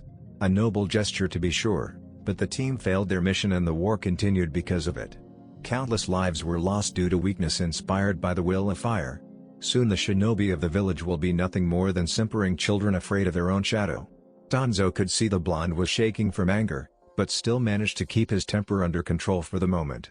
It was time to test the boy's emotional stability. The man had been planning on planting some seeds using Shisui's sharingan, but they all seemed to roll off of Naruto whenever he tried. Danzo could not afford to be too risky with, as the blonde also had a mangekyo, so the suggestions were all weak. Perhaps anger would allow the man to sink a tendril into his temporary pupil's mind without pushing too hard. The White Fang became a disgrace in the village. Even the people he saved wanted nothing to do with him. The weakness in Hiruzen that inspired the will of fire has spread throughout Konoha like a cancer. His philosophy is a poison that has caused the village to rot from the inside out, and that sentimentality has allowed enemies like Orochimaru and Akatsuki to sneak up on us. It is only a matter of time before the mistakes of Hiruzen and Jiraiya destroy Konoha. Danzo had a smug grin as he looked at the fuming blonde. "Of course, there is some sentimentality in me as well. For some reason I think it is possible to talk you foolish idiots off your self-destructive course, even though every effort is for naught. You can honestly believe that." Danzo began channeling chakra into Shisui's sharingan while staring at the fuming blonde. The cold blue orb glaring back never faltered though, and the old warhawk realized his mangekyo was having no effect. If we aren't fighting for the people next to us and at home, then what's the point of fighting? Konoha would be nothing but walls surrounding empty buildings without the villagers, which is why we need to fight to save every single one. The White Fang may have failed his mission, but he did not make the wrong choice. Danzo snorted and reminded himself of the child's lack of experience. He was still naive compared to most shinobi who had seen comrades fall by the dozens on a real battlefield. Then you would have failed too, and the blood of thousands of Konohanin and civilians would be on your hands. Naruto shook his head. "I would not have failed." Danzo stopped breathing for a moment when the blonde set his jaw with determination and confidently slammed his hand on the table. "I'm Uzumaki Naruto, son of the Yondaime and container of the Kyubi no Kitsune. Even if I need to go to hell and back to complete a mission, I will not fail." Danzo knew that look on the blonde's face during his declaration. He had seen it on the Shodaime and Nidaime when he was a boy, and he saw it again later when Hiruzen volunteered to stay behind and fight the Kinkaku force on the day Senju Tobirama died. Jiraiya had donned it before stealing guaranteed victories from the grasp of a seemingly superior opponent, and so had the Yondaime on the day he unveiled the Higher and slaughtered a quarter of Iwagakure's military within half an hour. Danzo had been trying to imitate that look his whole life, but the only thing he could muster was an intimidating glare. The warhawk could never inspire confidence the way those shinobi could. His Rudanbu followed his orders, but not for the same reason that shinobi followed the past Hokage. That indescribable charisma was something Danzo could never create, but this young Chunin had it in spades. Perhaps that was why the elder was never chosen to wear the hat, and likely never would. It was probably also why he was still alive. Danzo had a hard time envisioning himself willingly sacrificing himself for an idea like the previous Hokage had. Still, all of those great men had capable counterparts in the darkness behind them, and the next generation would be no different. The Warhawks' sharp eye picked out the masked shinobi in the shadows behind Naruto. The young Anbu continued to defy expectations like the blonde bathed in firelight, and might make a worthy successor someday. Although that remained to be seen, there were many promising candidates he could take under his wing. Danzo refocused on the shogi board in front of him and moved his silver knight to take advantage of one of the blonde's many errors. That day was still a long ways away though. The old Warhawk had quite some time before the next generation was ready to step up, and he would remain in the shadows to make sure Konoha stayed strong until that time. Danzo took another sip of his tea and glanced down at the scroll he'd just read while thinking back on the past 4 months since the blonde's arrival. The Warhawk had really stepped up the training after their argument over the shogi board, and Naruto had replied by soaking it in like a sponge. The teenager had mastered manipulating the vacuum sphere shell 2 days after their confrontation, though he could not create more than a dozen yet, and quickly learned the vacuum blade a few weeks later. Naruto still had some time before he could form the blades without a weapon, but once he did it would be possible to manufacture them anywhere in the air. A loud cry of success broke the older shinobi's train of thought, and he looked out the window to see Naruto spinning on top of the now frozen lake while exhaling a long blade of wind from his mouth that caused the ice to shatter around him. The Uzumaki leapt to shore as the ice collapsed and let out a whooping laugh that caused Danzo to shake his head with a look of disbelief stamped onto his bandaged features. The boy's progress continued to surprise him. It took years for Danzo to alter his clan's repertoire of futon jutsu to match that of his Baku summons, and no other Shimura had been able to learn it since. It seemed his style would have to live on through Naruto, which inspired a sense of relief. Danzo did not want his creation to become forgotten like so many other techniques, and no other wind user in Konoha had the capability of learning from him. Most did not have the natural affinity strength, and when Danzo finally found one that did, he lacked the motivation to truly learn. The Uzumaki was no Asuma though. His natural affinity was off the charts, and his motivation far outstripped the disappointing Sarutobi. Danzo looked back down at the scroll once more while his thoughts drifted back to the village. He had been gone too long already. The Warhawk had bet against the blonde succeeding and had not planned on being away more than a few months, but after realizing Naruto could truly learn the vacuum style, the elder knew it was his duty to the village to ensure the boy did.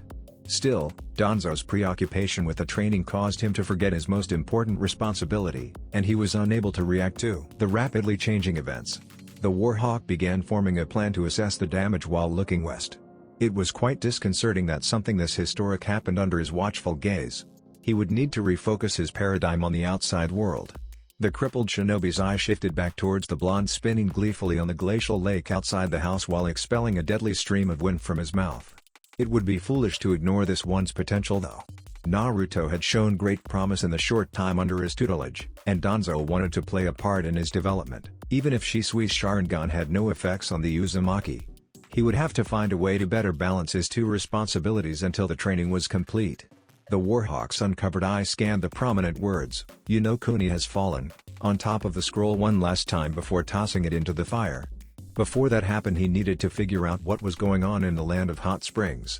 A young brunette waitress with long hair spilling down her bare back nervously smoothed the tight-fitting apron that barely covered her ample assets before pulling it down to cover the front of her pink panties peeking through.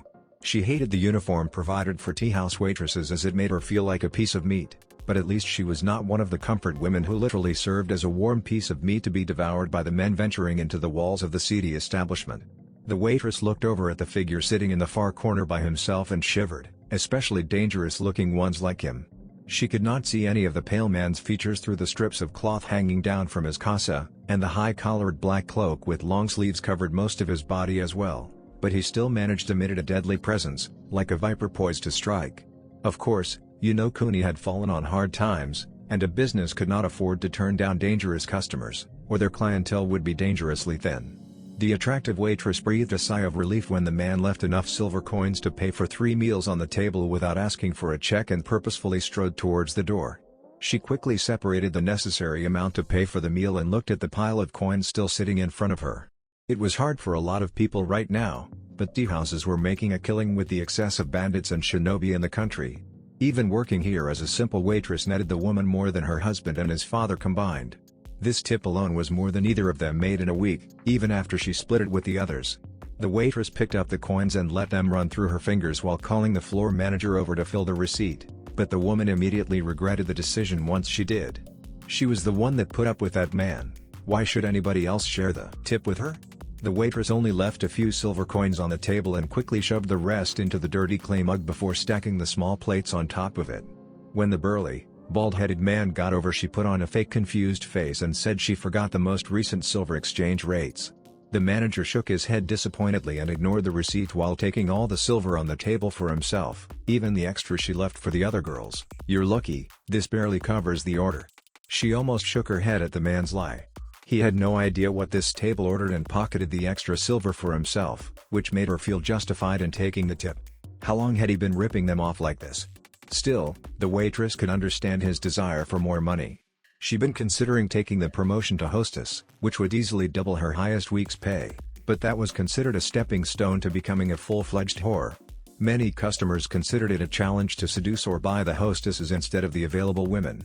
She heard many men bragging about it downstairs, and the position was constantly opening because so many of them succeeded. The woman listened to the silver coins jingling happily in the cup and reconsidered the promotion.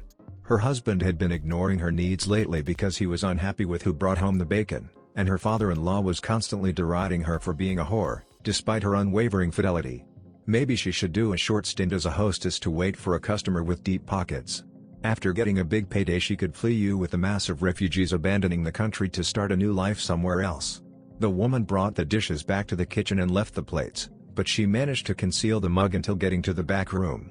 She dumped the silver into her coin purse and covered it with a heavy jacket before going to the bathroom to hide the cup in the stuffed garbage can, but on the way out she saw the reflection of her cherubic face in the mirror and stopped to look.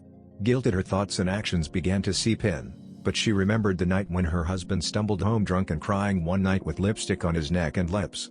He claimed that he only kissed her before leaving, and like a faithful wife she believed him at the time, but how did she really know nothing happened? Memories of her father-in-law's derision and her husband's lack of support despite her supporting them financially flooded the woman's thoughts.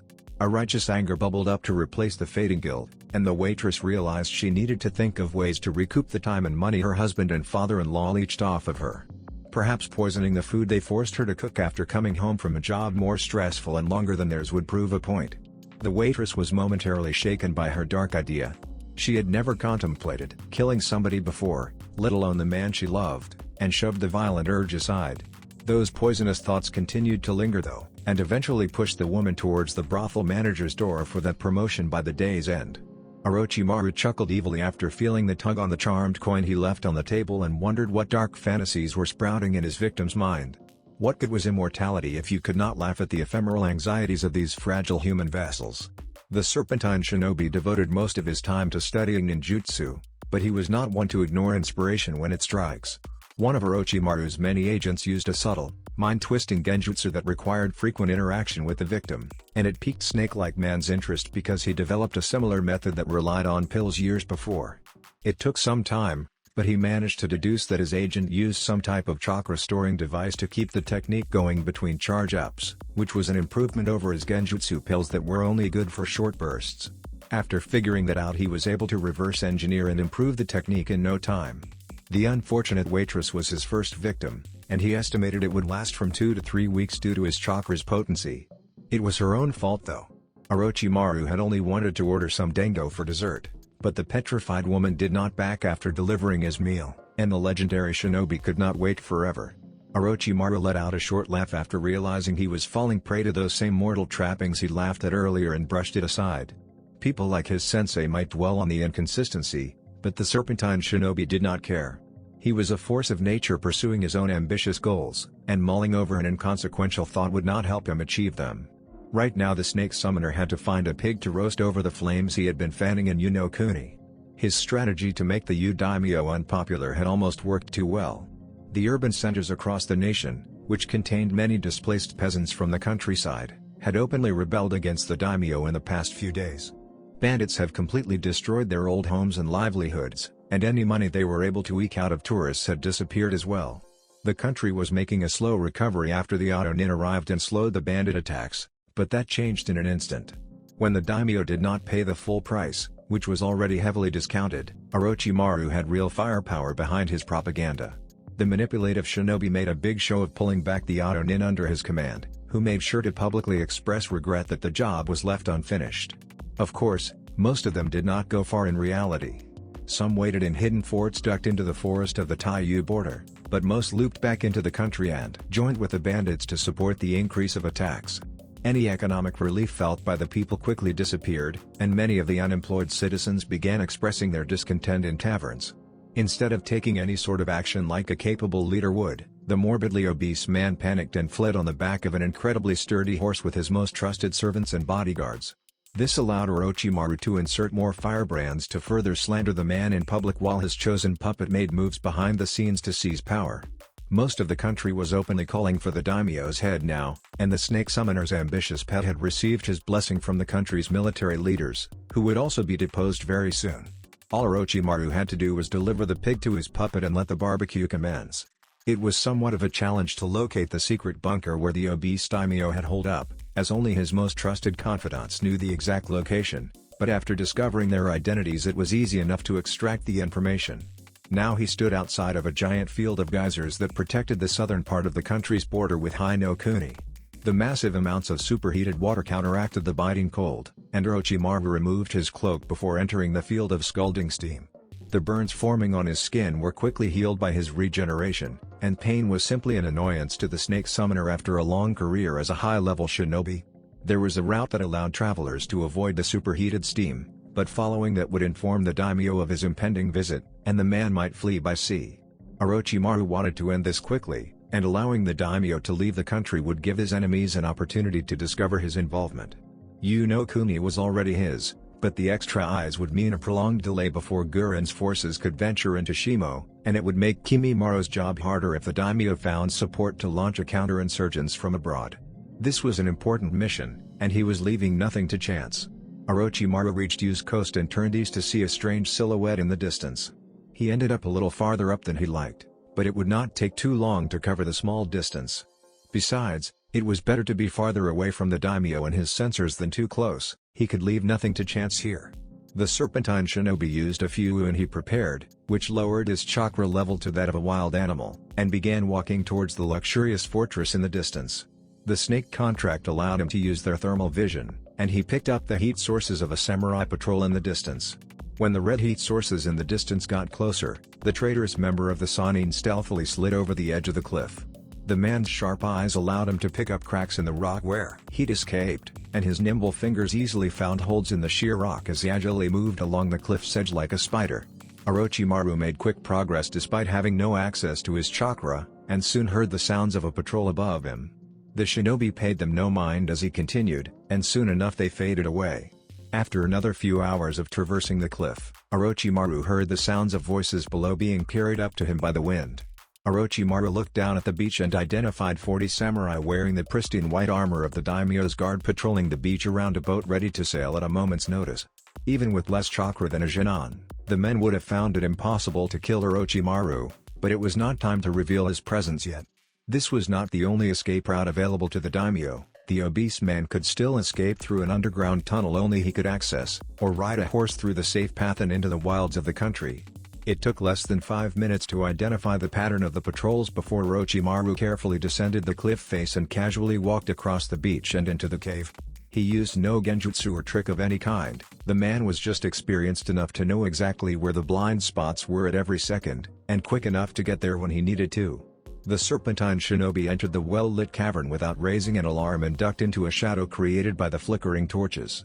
After a few minutes another patrol group passed him by without a thought, and the shinobi climbed the rocky wall before using the ceiling to cross the open grotto. Orochimaru's muscles were beginning to ache after the exertion of the past few hours, and he almost breathed a sigh of relief when another patrol opened the door beneath him after waiting above it for nearly 10 minutes. The shinobi slid through the closing door with practiced ease and hugged the wall until he was sure there were no approaching patrols coming down the hall outside of the doorway. After a few minutes the snake summoner left the archway and snuck down the passage until he found a staircase. The legendary shinobi entered a nearby room used for storing food and made himself comfortable on a sack of rice. Orochimaru realized he made better progress than he thought after waiting for almost an hour, but eventually the stones around him shook when the first part of the ambush began. The man chuckled as he pictured the delicious look of betrayal on the samurai's faces after they realized what was going on and prepared to move. Kimimura nodded after Ranmaru used his dujutsu to make one of the guards ignite the gunpowder lining the walls and gave the signal for the 150 soldiers under his command to remove the heavy rubber suits covering their body. The relieved shinobi all ripped the shells that protected them from the scalding steam, and covered their chakra signatures but also served as a small oven that had been cooking them for the past few hours. The fatigued fighters popped soldier pills to boost their energy and crouched in the ready position while watching a close to 100 arrows fall short of their position.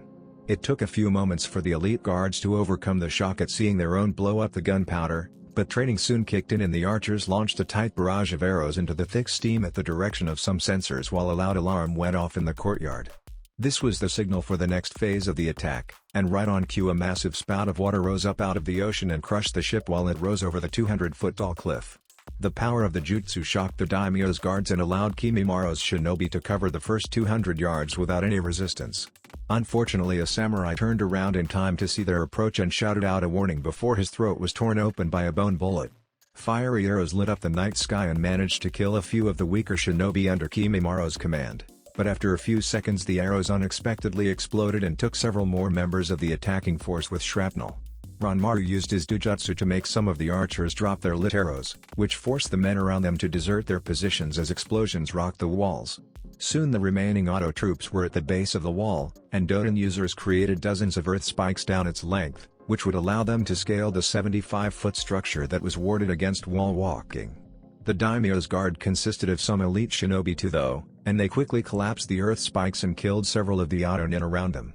Kimimaro placed his hand on the ground and called upon his bloodline to create a nearly indestructible spike of bone that allowed him and the shinobi around him to reach the top of the wall and create a distraction for the others. The Kaguya grinned when Ranmaru launched himself onto the wall first and shattered the jaw of an attacking opponent with a powerful thrust of his steel staff.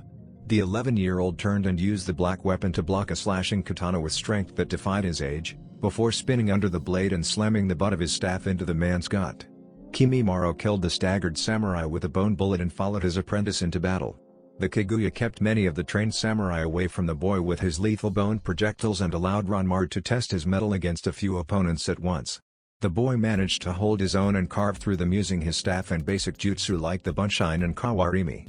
Several shinobi burst out of the ground beneath their feet in an attempted ambush, but Ranmaru already knew they were there and jumped into the air while forming seals. The more experienced shinobi leapt away from stream of fire created by their young opponent, but they were all cut in half before touching the ground. Kimimaro looked over to see Juugo transforming the blade coming out of his right shoulder back into an arm and nodded to the older teenager before walking towards the castle and signaling for his lieutenants to follow. The remaining shinobi stayed behind to fight the small pockets of elite bodyguards still alive in the courtyard, and Kimimaro entered the fortress with the others while screams echoed up from the beach below. His group was moving faster than necessary, but the Kaguya wanted the glory of delivering the daimyo to Orochimaru personally. Two bone swords extended out of the Kaguya's palms as he took the lead and made quick work of any opponent who dared to step in their way. The Auto nin made good progress and soon found the staircase leading to the lower level. It was only a short walk to the escape tunnel's alleged location, and Kimimaro's triumphant attitude faded when they rounded the last corner to see Goren, Isaribi, and Suigetsu walking towards the door as well. The crystal and bone users shared an icy stare before Juugo kicked down the wooden portal. Goren and Kimimaro quickly took care of the shinobi guards in the room with a barrage of crystal and bone projectiles before approaching the daimyo, who was frantically trying to enter the combination to the door. The morbidly obese noble seemed to jiggle as he worked faster after hearing the bodies hit the ground, but he froze moments later when slender fingers caressed his fatty cheek as a sinister voice whispered, "Hello again," into his ear. Orochimaru waited for the sound of heavy footsteps to fade outside before casually opening the door and walking down the hall. The man knew the tunnel was in the lower levels, but only the daimyo knew its exact location, though many of the daimyo's confidants had theories. Every person he interrogated claimed it was sealed to look like a regular stretch of wall until somebody said the password to reveal it. The serpentine shinobi waited in a deep shadow near the bottom of the stairs until the daimyo hurried past with 10 of his personal bodyguards. Orochimaru waited until the last masked figure passed by before exiting the shadows and following in silence. Even the daimyo's best sensor could not detect the legendary man as he waited around the corner and watched the country's soon-to-be-deposed ruler whisper something to the wall. A few seconds passed before cracks spiderwebbed across the ancient stone as light seeped through. The image of a solid stone wall shattered to reveal a simple wooden door with a ring attached. The daimyo opened the portal and entered before the 10 guards followed, and Orochimaru managed to slip through undetected as the door closed. He slithered across the ground like a snake and curled up in a dark corner while watching the show. The legendary ninja could not afford to reveal himself yet. These were all Jounin level opponents at least, and it would be unwise for him to start the fight with no chakra. It would take a few minutes to release the seal containing his chakra in ideal conditions, but doing it too fast might rile up his chakra and tip off the sensor before he finished. Better to take it slowly and ensure he got it right the first time. The serpentine shinobi slowly went through hand seals for several minutes while the obese leader's pudgy fingers attempted to enter the combination into the dial on the far wall, but panic would not let him get it right. Despite having no access to chakra, Orochimaru was still able to concentrate some killer intent towards the fat coward. The treacherous man heard one of the bodyguards speaking in an artificial voice through the steel mask covering her face. "Very strong shinobi are approaching Daimyo-sama. Please hurry, you know the dial will not move for anybody but you." The haughty noble was so panicked he did not even offer a quick rebuke. He simply ignored the warm feeling spreading across the front of his robe and continued to frantically twist the dial. Orochimaru had to suppress a chuckle as the scent of urine permeated throughout the room and held the last seal in the sequence needed to restore his chakra. The sensor called out, "Get ready," a few moments later, but the bodyguards inside could do nothing to resist the barrage of dangerously sharp projectiles from his two most powerful subordinates that seemed to fill the entire room. Despite the warning, the snake Sennin made the final seal and vanished from the corner as his potent killing intent filled the room. Fortunately for the daimyo, his muscles clenched when long, cold, and slender fingers gently caressed his cheek, otherwise he would have been shamed even more during his imprisonment. Orochimaru smirked at the thought and leaned forward while whispering, "Hello again," into his ear, causing the daimyo's clenched muscles to give out. The overweight noble fainted in a pile of his own mess moments after hearing the words, and Orochimaru pulled out a thin circle of metal charged with his chakra. The snake summoner made a small incision in the man's fatty flesh and inserted the disc into his neck before forming a seal. His new genjutsu went to work and began morphing the man's consciousness so he would forget Orochimaru's involvement in the coup and his capture. When the daimyo's trial began next week, the man would be convinced that the bandits were agents of Isai, who would go on to replace him as the daimyo. Orochimaru planned to move suspicion away from Oto and create doubts about his puppet's legitimacy, which would ultimately strengthen the inevitable counter-revolution, and force the illegitimate ruler to rely on him more in the early stages. The serpentine shinobi looked up to see the looks of surprise on his subordinates' faces and let out a chuckle. "Did you think I would miss this important triumph?" He turned to the unconscious noble and used an earth jutsu to bind his hands and feet. The plan worked to perfection and this part of the play has closed. Guren and Kimimaro shared a betrayed look at the man's presence before the woman asked, "Did you not trust us to do the job, Orochimaru-sama? Why send us if you are here? Surely you didn't need our help to capture the daimyo and kill his pathetic bodyguards." The manipulative ninja smiled and shook his head. "You're correct, Guren, it is unlikely I would have needed your help." He looked over his confused lieutenants before pointing to the fat daimyo. "I could not take any chances that our portly friend might escape though. His existence threatens the next part of the plan, and I needed to make sure that there was no possibility of failure. You and Kimimaro were crucial actors that took away his two other exits while I waited for him to take the only one remaining. I trusted you both to perform admirably, and you did." The crystalline bone user could not fully contain their pride at the praise, despite the confusion gnawing away at them. Orochimaru waited a few moments for that sense of accomplishment to take hold before continuing. "What I could not trust was the other troops trying their hardest when they knew about my presence. The security I represent might have made them complacent." The serpentine man made sure to choose his words carefully and create a barrier between them and their subordinates. He needed to convince these important pawns the disdain he felt for all inferior shinobi did not apply to them. The traitorous member of the Sannin put all of his focus on Kimimaro while asking, "Would your ninja have run through the geyser field if they knew Orochimaru-sama was there?" He turned to face Guren with that same look, making her feel like the most important person in the world at that moment. "Would your soldiers have been willing to sail through the treacherous whirlpool field at night if they knew I was here?" Orochimaru plastered on a fake smile when the tension left Guren's and Kimimaro's bodies. His two most loyal pawns were mollified, and the rest would hold their tongues now too. The serpentine shinobi smirked. Mortals would believe anything to preserve the fragile paradigm through which they viewed of the world.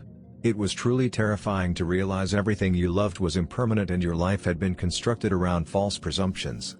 People wanted to avoid this realization at any cost and twisted the world around them to keep it safe, but the quest for short-term happiness only hampered long-term pursuits.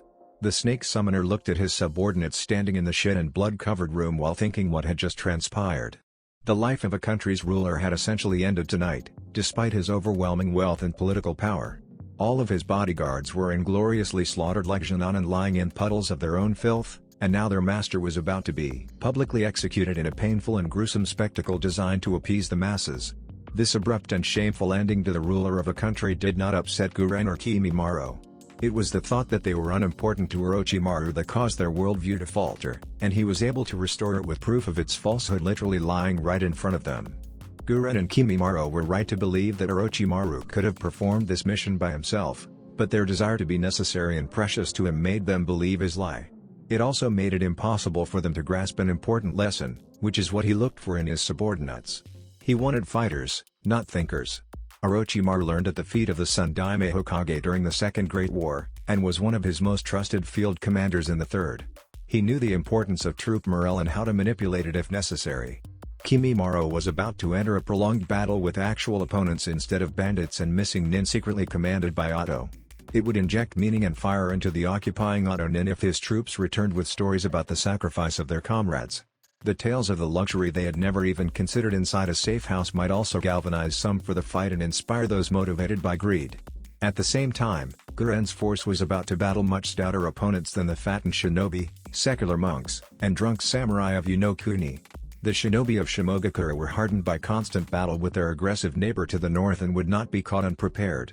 The samurai were outfitted by the best metals pulled from their extensive mines, while the monks were acknowledged as some of the best open-area fighters on the continent.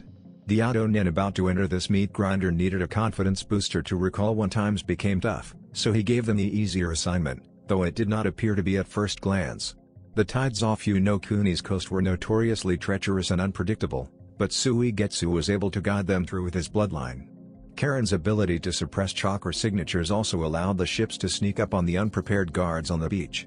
He doubted that Guren's casualties were high, which would only add to the luster of the stories told around the campfires in the upcoming campaign. Orochimaru looked over at Suigetsu, who was doing an admirable job of hiding his fatigue after the heavy work he'd just performed. The Serpentine Shinobi already had enough Hazuki's DNA stored up that the teenager's presence was no longer necessary for his experiments, but Suigetsu possessed potential beyond Kimimaro. Orochimaru knew the former Mist-nin wanted to leave at the first opportunity, but the former Konoha-nin also knew the Hazuki was in a tough spot, and if he enticed him enough the formidable shinobi might remain here. I also wanted to deliver a reward to one of you. Suigetsu did not get to share in any of the glory because his true role was kept secret, but it was his bloodline that allowed the boats to safely navigate through the treacherous tides. He also boosted the power of Karen's jutsu that helped demoralize the enemy fighting above. Because of this, he will be given command of half the blockade fleet, and be appointed to a position just below Guren and Kimimaro. It appeared Orochimaru's plan had worked to some degree. Suigetsu was not doing as well hiding the apparent pride he felt, and the snake summoner guessed the jealousy radiating from the Sound Four only made it harder to contain. Kimimaro seemed to be eyeing the teenager with renewed interest while Guren gave Isaribi a stony stare that caused the girl to curl into herself slightly, as she probably recognized that her failure to improve opened the doorway for this promotion. The only two that did not seem to care were Ju-Ugo and Ranmaru, but that was not surprising in the least. All of the orange-haired teenager's efforts went to remaining calm, and Kimimaro's reputation had done a wonderful job of preserving Ranmaru's innocence. The boy was able to squeal with unadulterated delight when receiving an ice cream cone as a surprise, but his enhanced chakra allowed him to mercilessly slaughter fully grown men. It was no surprise though. For all of Kimimaro's fawning, there was not a sterner taskmaster in all of Otogakure. Orochimaru was strongly considering giving Sasuke's child to the Kaguya for early training as well.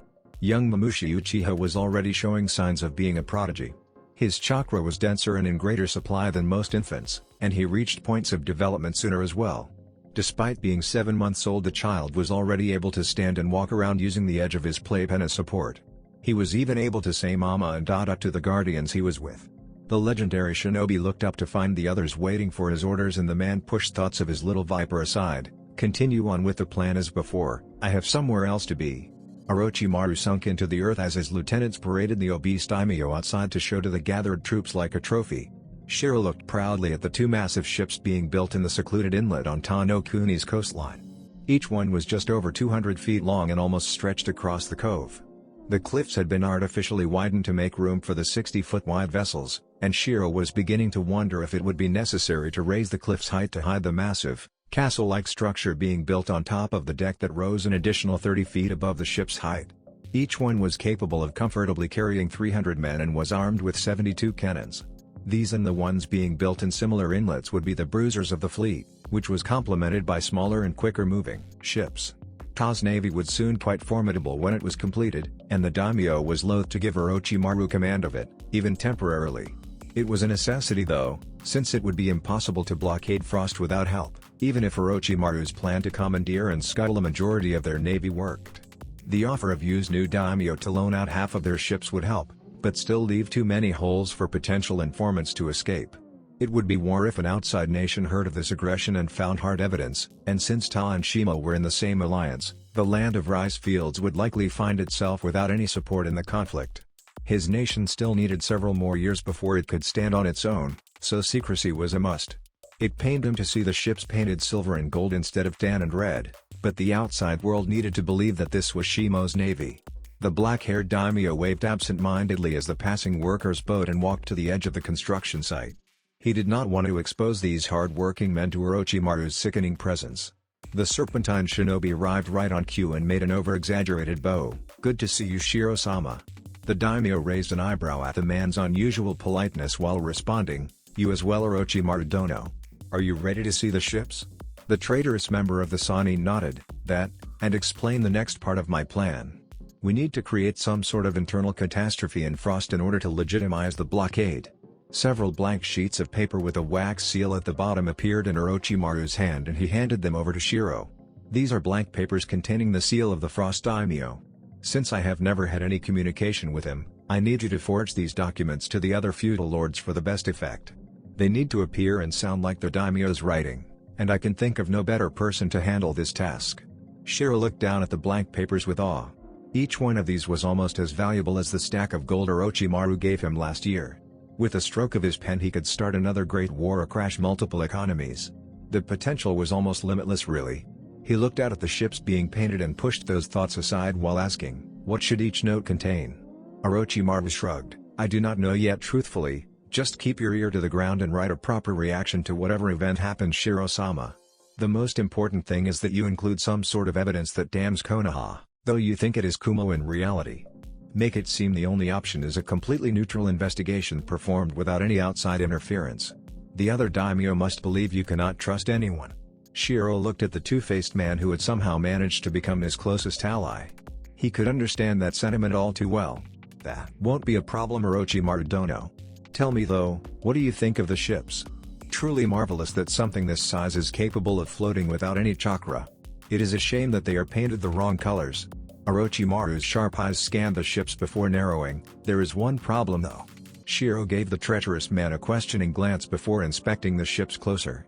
Each one of them was pristine in every way. The shinobi was obviously at a loss when it came to shipbuilding. "I'm afraid I have to disagree, Orochimaru Dono. These are perfect.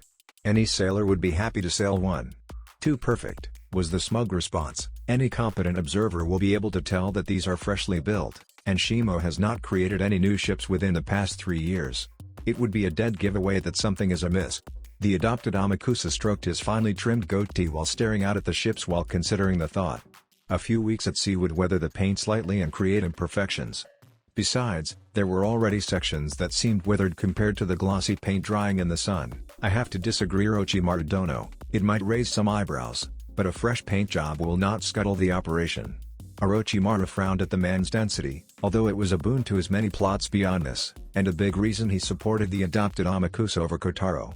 "It is not just the paint, Shiro Dono."